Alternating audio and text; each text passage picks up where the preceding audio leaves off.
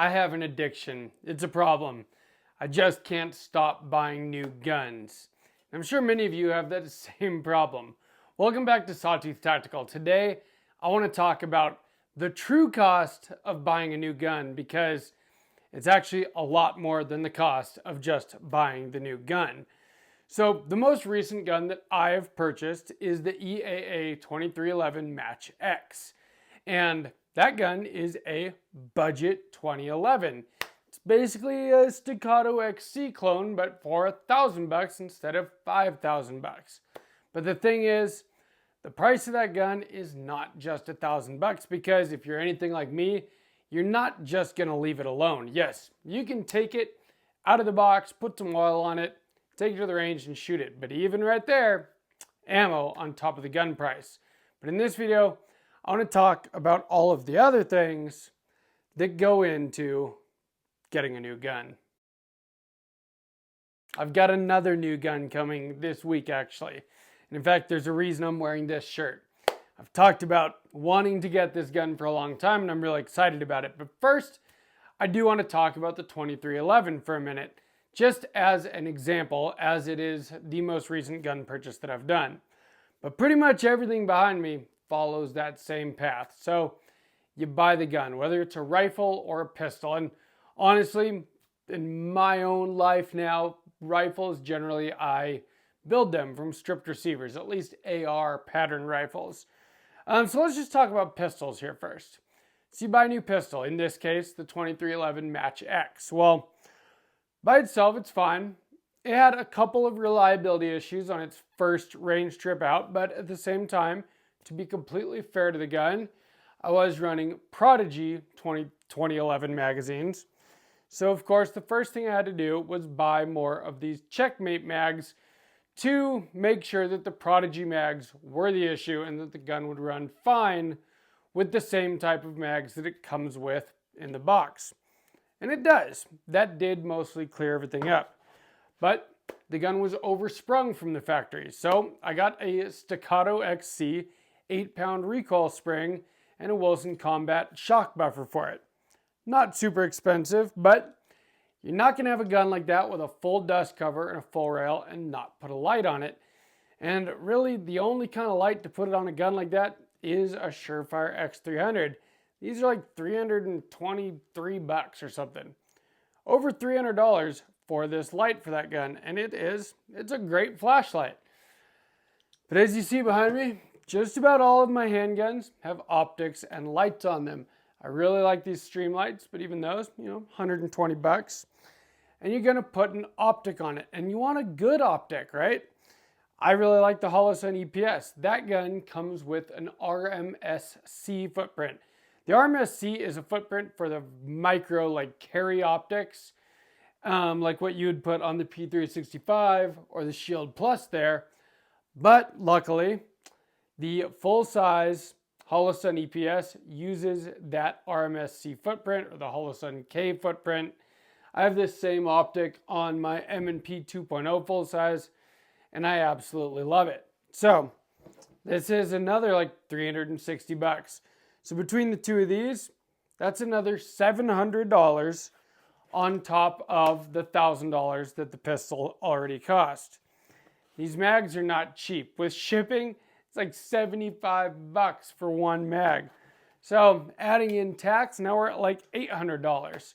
And really, we're getting close to doubling the price of the gun at this point. And I've already put a few hundred rounds of ammo through it, and I'm planning on documenting the first 1,000 rounds that go through that gun. I've talked about it on the channel. Right now, it is at Cosent Arms, getting some custom work done to it.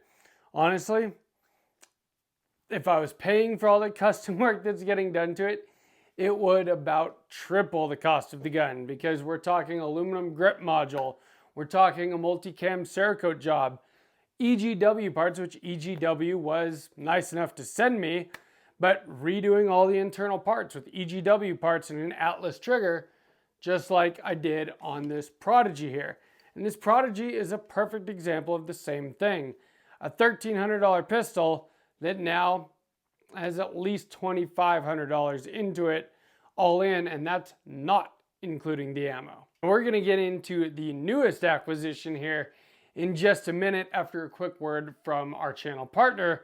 And if you want to help me be able to afford more new guns to bring on the channel and to spend my hard-earned money on, well, the best way to do that is to sign up for Aura using the first link in the description. That link is aura.com/sawtoothtactical. It gets you 2 weeks free, 14 days to try it out and see if you want to keep it or not. Aura gives you all of your online security in one very easy to set up, very easy to use app. They go online, they go on the dark web, they find anywhere where your information has been leaked, which I promise you it has. I was amazed how many places my information had been leaked out there, how many data brokers had my information and were selling it to scammers and spammers, which is the reason I was getting spam calls and the reason that scammers were trying to hit me and all this other stuff. Well, Aura went in, they submitted opt-out requests with all those data brokers, and I don't get spam calls anymore. I don't get scam calls anymore. All that stuff is gone, and that right there is well worth the $12 a month, but they give you a whole lot more on top of that as well. They protect your home title, they give you a VPN, antivirus software, they manage your passwords, 3-bureau credit monitoring. They do all of this stuff, all of your online security in this one little app for 12 bucks a month. But again, either click on this QR code right here, scan it, or if you're not watching on a television, click the first link in the description for 14 days, 2 weeks to try it out absolutely free. That link is aura.com/sawtoothtactical. So we've talked about that you buy a new gun and then you put at least as much as the gun, sometimes twice as much. You're going to double or triple the cost of the new gun in accessories and parts. And that doesn't even include the ammo, which you got to put a bunch of ammo through it. Make sure the thing is reliable, make sure that you can shoot it accurately. And so the cost of a new gun ends up being quite a bit. Say it's a new AR, you need a light, you need an optic, a sling. With a pistol, you need a light, you need an optic, you need a holster, you need extra magazines, you need a lot of ammo. All of this stuff costs you a lot more than what the gun costs. So when you start thinking about buying a new gun, you're like, oh, sweet, I can get this new gun at $700. I got $700. Are you going to be satisfied with the out-of-the-box gun for $700? Smith & Wesson M&P 2.0 here. Not an expensive pistol, really good pistol, but not expensive. You know, this is like 600 bucks or something. Well, Apex trigger, there's 120 bucks. Again, an almost $400 optic, $130 light. So you're at least doubling the cost of the gun when all is said and done to make it into what you want. Now, I'm sure there's some of you out up there that just buy a stock gun, shoot it the way it is, iron sights, no light, no holster. Kind of doubt that. But maybe some of you are like that. I'm not. I like customizing and upgrading things. So the newest gun that I'm getting is, well, it's an MP5K clone. I've been wanting an MP5K for a very long time. And so me making very poor financial decisions was in my local gun shop last week, Guffey's Gun and Pawn. Always want to shout those guys out. Everything that you see behind me was either purchased from them or at least transferred through them. All the ammo you see me shoot on the channel, I even buy from them. I like to support my local shop. They're great guys. But I was talking to one of the employees there, and really nice guy. And we were talking about different stuff. I'm always looking at the next thing that I want to put on the channel. Not just the next gun that I personally want, but the next gun that I think that you guys will find interesting. Because the only way to continue growing this channel is to have new cool stuff on it all the time, right? I've wanted an MP5 for a long time, specifically a K. I've already got a 9mm AR with an 8.2 inch barrel.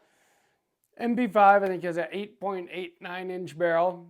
MP5s are awesome. Roller delayed blowback action. The recoil is very soft compared to a direct blowback 9mm PCC. And it's just something I've always wanted. They're classic. It's kind of like this AK here. I haven't really done much to the AK because I just like the look, the classic look of an AK. Well, I really love an MP5 as well. It is just one of those classic guns that I feel like true gun guys should have. But an MP5, I do want to upgrade and customize. So I've been thinking about what it's going to cost me. This thing is going to come in hopefully this week. In fact, I think it should have showed up today. They ordered it for me. We're talking about it. And I was like, well, if you get one of these in, you know, I'll put it on layaway or something. He goes, well, if I get one in next week, will you put it on layaway? And I'm like, yeah. So he ordered it. And so now it's mine and I got to pay for that thing. But besides just paying for the gun, I've started to think of what it's going to cost me to truly do it right. And I want to do it right. I want to have an MP5K that I'm proud of and one that I really enjoy shooting. And so the first thing that I got to do is I got to pay $200 for a tax stamp right off the bat because I'm going to put a stock on it. It's not going to have a brace. Why would I waste money on a brace just to SBR it down the road and then that brace goes in the parts bin, never to be used again? It's one thing an AR brace where it's like, okay, when I SBR this one, well, the next time I build a short barreled gun, I can use that brace while I'm waiting to maybe SBR that one. The thing is ARs all come with buffer tubes. You're going to put something on the end of it, and there are braces that are relatively affordable. Well, an MP5K, without a brace or stock on it, like you're just kind of holding it out here. Or you can do, you know, the single point sling push-pull method, which we'll try that out while we're waiting for the tax stamp to come back because my tax stamps don't come back as fast as everyone else seems to get them these days. But the thing is that I'm not going to waste money on an expensive folding brace for an MP5 when I know I want to SBR it. So I'm going to pay for that tax stamp. And then if I want to get this like B&T, you know, telescoping stock, I forgot the last time I looked at the price on them, but they're like $500 or $600 for a stock. Or I could do a folding stock. And part of this video is I want you guys to tell me how you would set up an MP5K the right way. Because I've got ideas. And I kind of know what I want to do, but I'm not 100% sure on all my decisions yet. So I really like this B&T, you know, telescoping stock. But I think some of the folding stocks are really cool too. I do want to be able to break it down into something very compact. That's part of the reason for the K. And speaking of that, it is going to have a suppressor. I'm not going to have an MP5 that's not suppressed. So there's a second $200 tax stamp before we've gotten anything. And then, you know, then I need the stock and the actual suppressor. And again, tell me down below, what do you think is the best 9mm tri-lug suppressor for an MP5 platform, MP5K specifically? And then once I have it, you know, SBR'd, then I can get one of these vertical foregrip front ends for it. Now, MP5K does not have a whole lot of rail space. So I got to figure out, do I do a laser so I can run it under night vision? Do I do a light? I really like the way, you know, the 18350 mod lights look like this, but in black, I think would be pretty sweet on it. But then I got to figure out how to find space for all that stuff on such a small thing. And of course, it needs an optic. So there's more money. And, you know, you're going to need a mount for that optic. So I'm not trying to complain about what this is all going to cost. I just want you guys to understand the real cost of buying a new gun. I mean, this clone that I'm buying is not very expensive compared to an H&K SP5. But once I put all the stuff into it, all the accessories, all the parts to make it into what I want, well, then it ends up doubling, tripling the price of the gun. And this goes for any gun that you're going to get. Modern guns, I mean, in my opinion, they require optics, lights. If they're pistols, holsters. If they're rifles, slings. If they're rifles, suppressors. If they're pistol caliber carbines, suppressors. SBR stamps. To do it right, to make the gun the way that you actually want it, or at least the way that I actually want it, I like short barrels and I like quiet guns, and that takes 2 tax stamps. That's $400 to the government. That's not even getting you any of the stuff that you want. It's just getting you permission to set it up the way that you want, which unconstitutional and complete bullshit. I understand that. In fact, I preach that on this channel, but unfortunately at the same time, it is what it is. And I'm not going to not have the things that I want because of unconstitutional government overreach. Hopefully someday we don't have to deal with that. But let me know down in the comments, how would you set up an MP5K? How would you set up a Compt 2011? What is the gun that you purchased that surprised you how much it really cost you in the long run once you set it up the way that you like? That's what I want to know. Whether it's an AR, whether it's a pistol, whether it's some other kind of rifle, some kind of, pistol caliber carbine, subgun. Do you have any, transferable pre-86 machine guns?